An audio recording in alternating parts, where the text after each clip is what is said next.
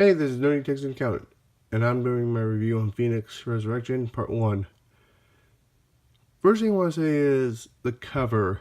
I don't like this lenticular.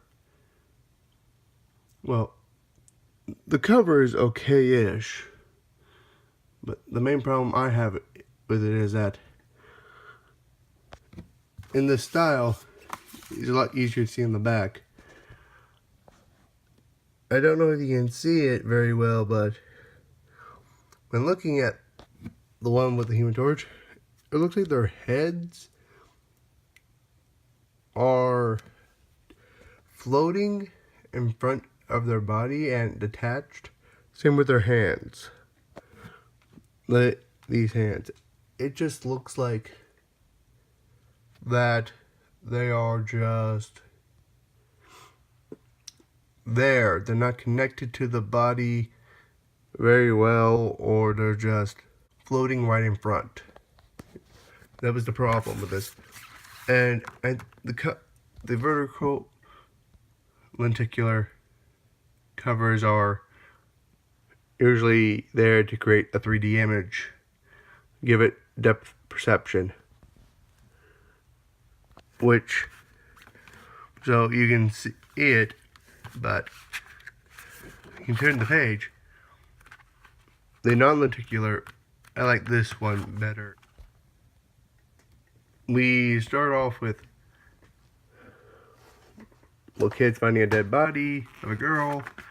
The girl is coming to life. The dead girl disappears, and then redhead girl, I think it might be young Jean Grey, appears and does weird stuff. Or it could be a manifestation of young Jean Grey. And I'm pretty sure they were thinking they were being clever or something, but you know what this is? This is just, we were better off dead backwards. Yeah, that's all it is. We were better off dead. Just backwards. And so the X-Men come. Police don't understand why they're here and say that it's police matter, and then they say, oh, no, this is a mutant thing. And they're talking about, oh, Cerebro tells us where any mutant activity is occurring. He apologizes. Same thing happens here, like better off dead backwards, right there. Wording here, it's like, I think I should maybe take you back to the plane for the moment. I feel like that could have been better written. Most of my writing is for reports, and I don't have to write a novel or anything like with dialogue. The closest thing I ever get to that is doing a direct quotation. The X-Men takes charge, even though they don't really have any authority or legal power to do so. It's not like the FBI, who went into the jurisdiction, because that's a part of the government, so that's very different. And they move over, and and Logan insults him by calling him Barney Fife, which I think is very dumb. And when you see this will come into play later. What does it look like? They only look like they're floating about a foot or two into the air. Logan is about 5 feet 5 inches at the tallest. He has been written shorter. Here's the opening. Resurrection. Matthew Rosenberg is the writer. Lionel Francis Wu, penciler, Jerry, Alan Goulion, inker, and Rachel Rosenberg is color artist. V.C. Travis Lanham, letterer. So they go to the briefing. I can't tell who everyone is. I think this might be Gambit because of the eyes. You zoom in. Gambit had those eyes, so Psylocke, Domino, Rogue, I think Concussion. And this might be Angel, Sabretooth,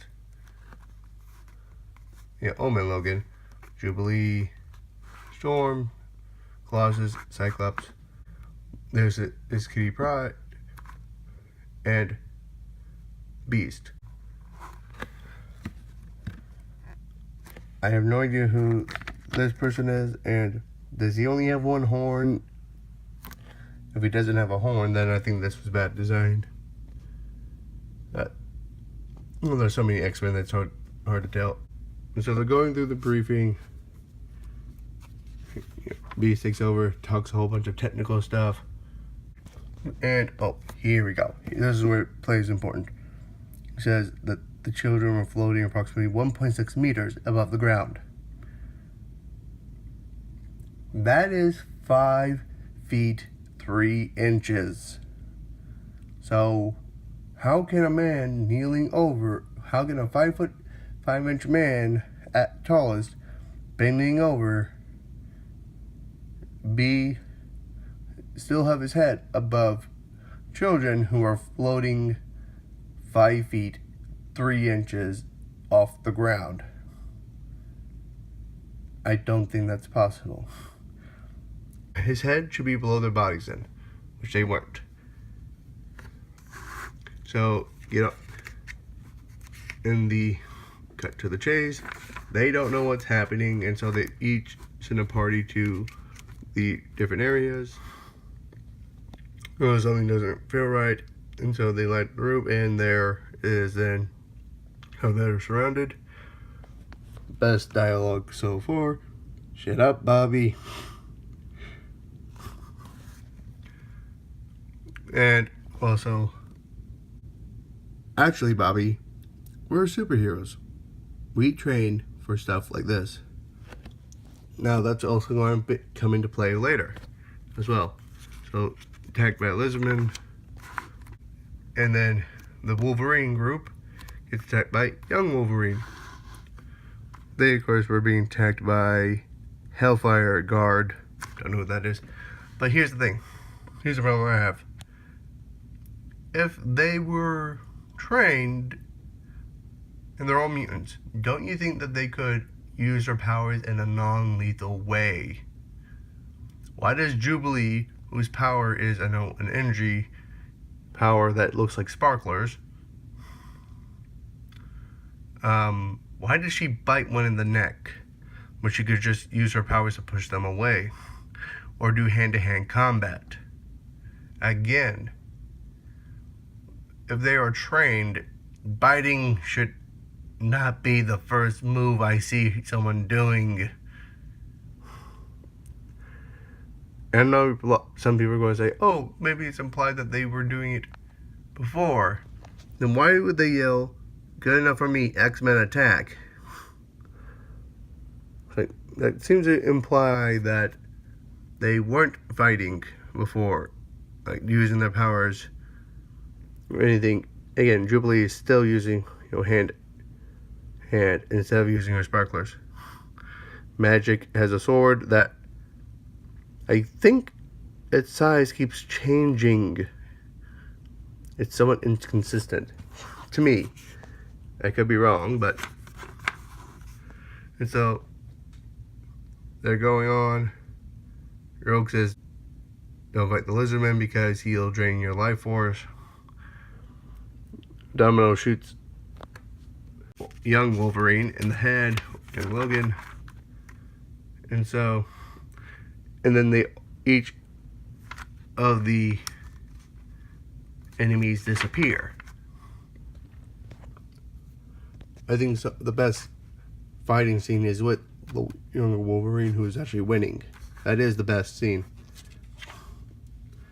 Just all disappear, and then giant flash in the air, bright light, and you can see the Phoenix. Here's Jean Grey working as a waitress, and just continues serving but being distracted because of the light.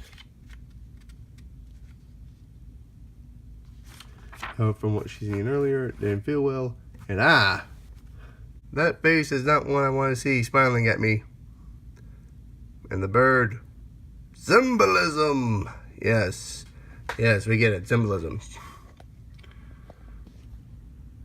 So, not feeling well, guessed, and it's Cyclops. But so far from I know, this should no longer be around. He should be dead, or it's just young Cyclops who are still around here, who came from the past. I still question that timeline stuff.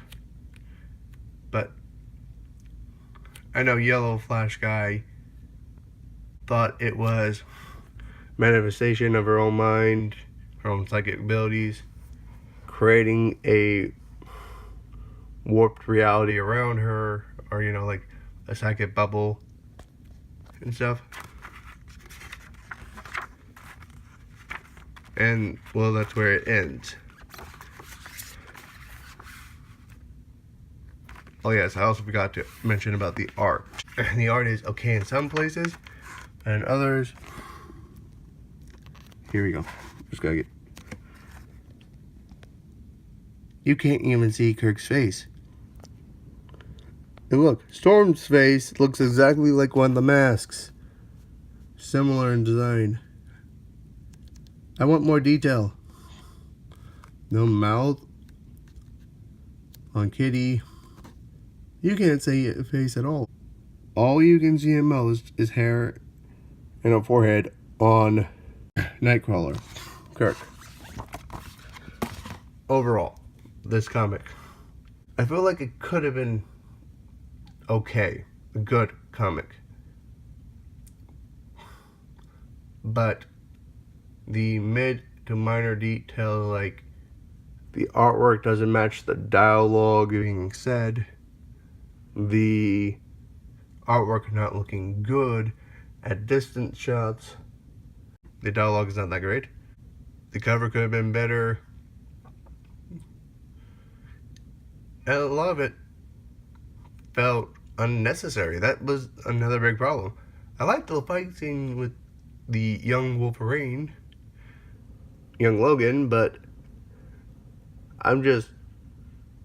it just doesn't need to be there. It doesn't add to the plot. It doesn't add, all those fight scenes didn't add anything. If you want a good, I want a good fight scene that enhances plot, not just be there to be padding and filler. Well, that's all I want to say. Go check out Yellow Flash's review of this book. He did a better job than me. I'll leave a description down below. Thank you for watching. Please comment on how I can improve. And like and subscribe if you like my content and you want to watch more. Thank you.